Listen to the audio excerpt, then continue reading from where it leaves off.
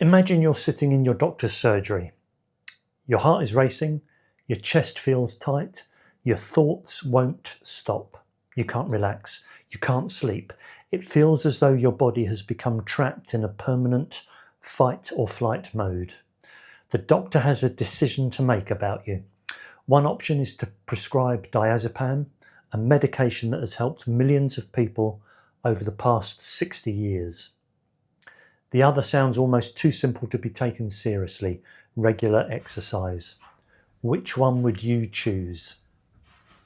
Today I want to explore what the scientific evidence actually says, because if you're living with an anxiety disorder, exercise may be one of the most powerful treatments available, and unlike almost any medication, its benefits extend far beyond reducing anxiety itself.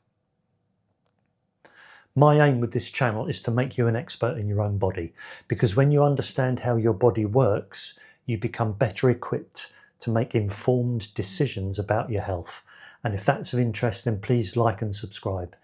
It's free, it takes 2 seconds, but it really helps this young channel to grow so that I can keep bringing you knowledge that will add clarity to your life. Thanks. Okay, let's begin with diazepam. Now, this drug belongs to a family of medicines called benzodiazepines. They work by increasing the activity of gamma-aminobutyric acid, or GABA, G-A-B-A, the brain's primary inhibitory neurotransmitter. If the brain is like the accelerator in a car, GABA is the brake. And increasing GABA activity slows down excessive nerve firing, producing muscle relaxation, sedation, and a reduction in anxiety. One of diazepam's greatest strengths is speed. Many people begin to feel calmer within 30 to 60 minutes, and during an acute panic attack, severe anxiety crisis, or major emotional distress, that rapid effect can be invaluable. This is why diazepam remains an important medicine. However, the question isn't whether diazepam works. It clearly does. The more important question is whether it changes the underlying biology that made someone anxious in the first place. And unfortunately, it doesn't. Diazepam reduces symptoms while it is active, but it does not train the brain to become more resilient to future stress. With repeated use, the brain adapts. The same dose gradually becomes less effective, meaning tolerance can develop. Physical dependence may also occur, and stopping the drug can suddenly trigger withdrawal symptoms, including rebound anxiety that can sometimes be worse than the original condition. These concerns are recognised by most Western countries, but in this country by the British National Formulary and the National Institute for Health and Care Excellence. The BNF advises that benzodiazepines should generally be prescribed only for short-term relief of severe anxiety because of the risks of tolerance and dependence.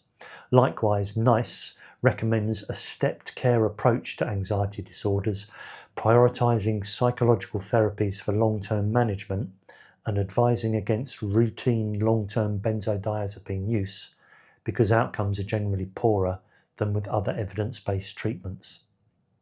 So if medication isn't usually the long-term answer, then what is?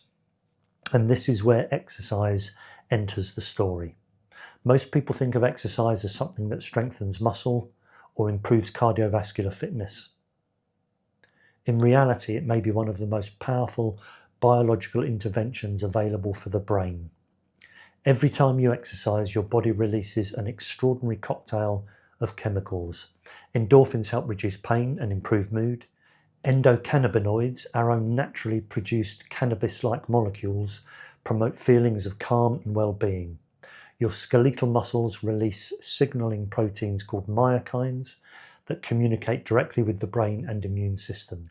Levels of brain-derived neurotrophic factor, or BDNF, rise, helping neurons grow, survive, and form new connections involved in learning, memory, and emotional regulation.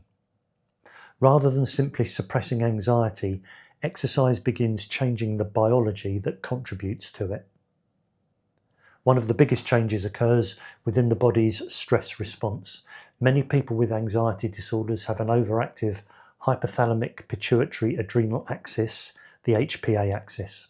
Everyday situations can trigger excessive releases of adrenaline and cortisol, leaving the body constantly prepared for danger. Exercise acts like a controlled rehearsal for stress.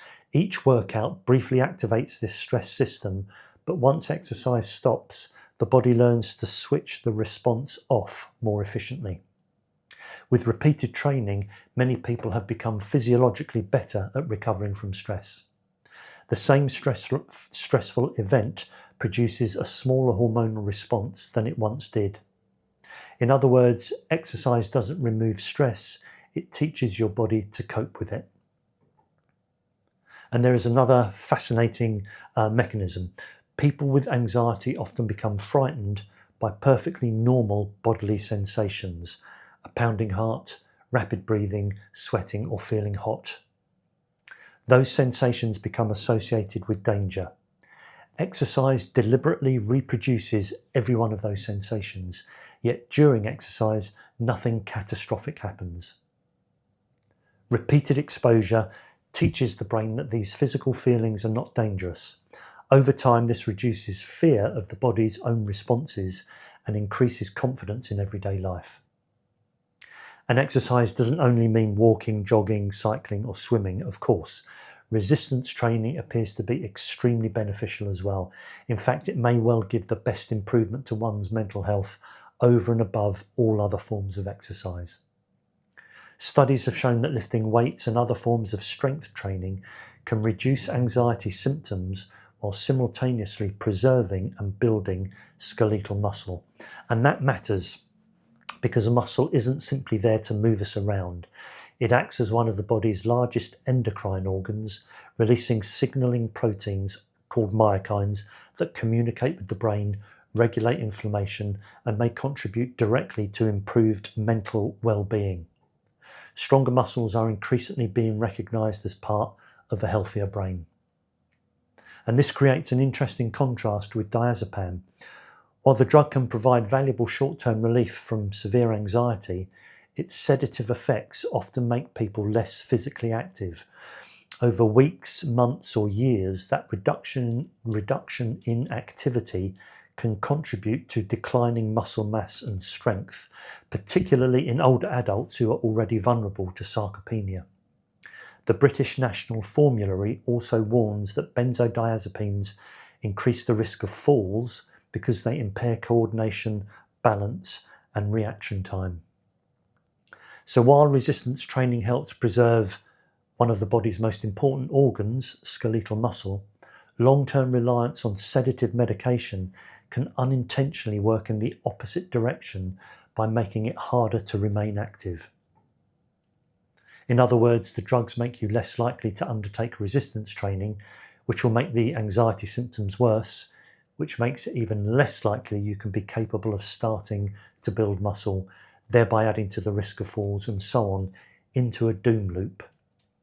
So where does that leave us in regard to exercise versus diazepam? In 2017, in the Journal of Affective Disorders, Professor Brendan Stubbs and colleagues published one of the first major systematic reviews and meta-analyses examining exercise in people with diagnosed anxiety disorders. By combining results from multiple randomized controlled trials, they concluded that exercise produced significantly greater reductions in anxiety symptoms than control conditions. Their conclusion was straightforward.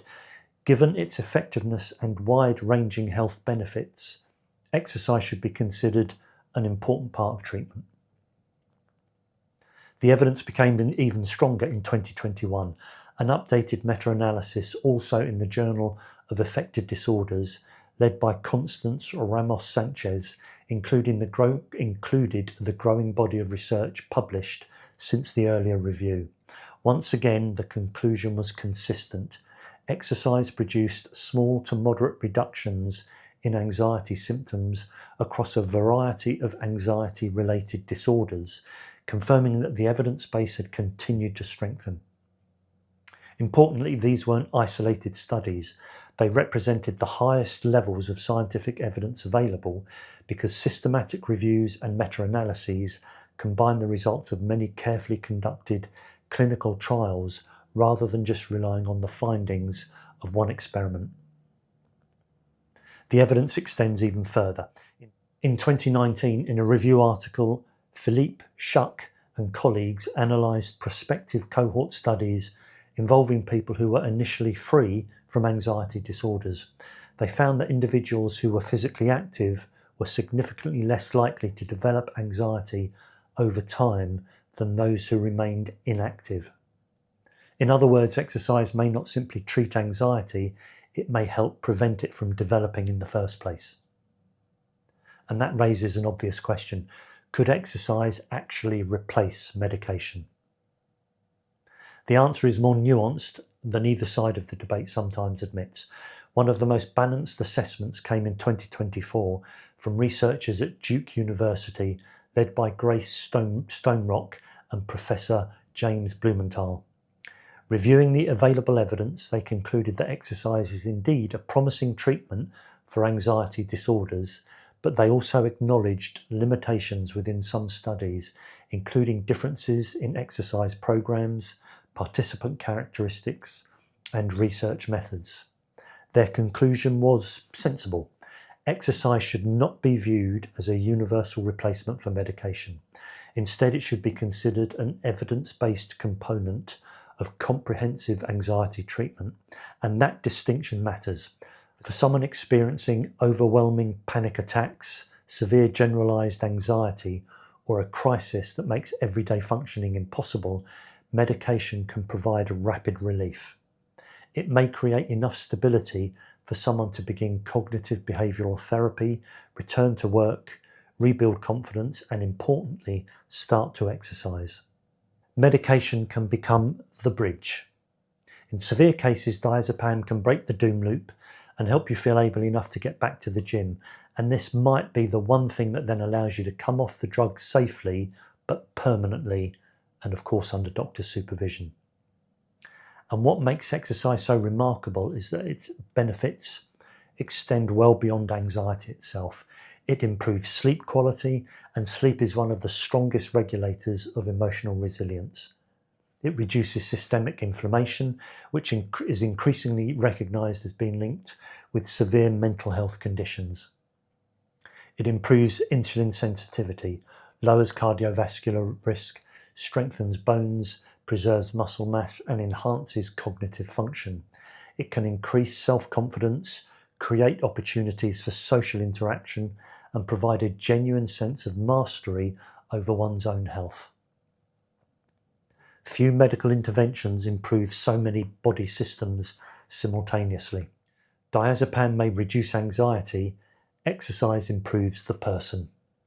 None of this means that anyone currently taking diazepam should stop taking it. Quite the opposite.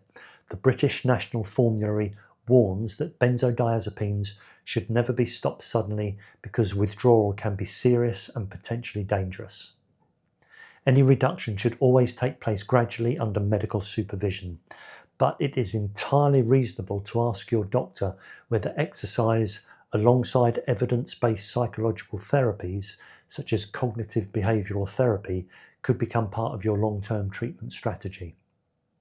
Because ultimately the goal isn't simply to feel calmer for a few hours. The goal is to build a nervous system that becomes naturally more resilient over the years ahead. Perhaps that's the most remarkable thing about exercise. It doesn't simply mask symptoms, it teaches your body how to function better. It trains your brain to become more adaptable.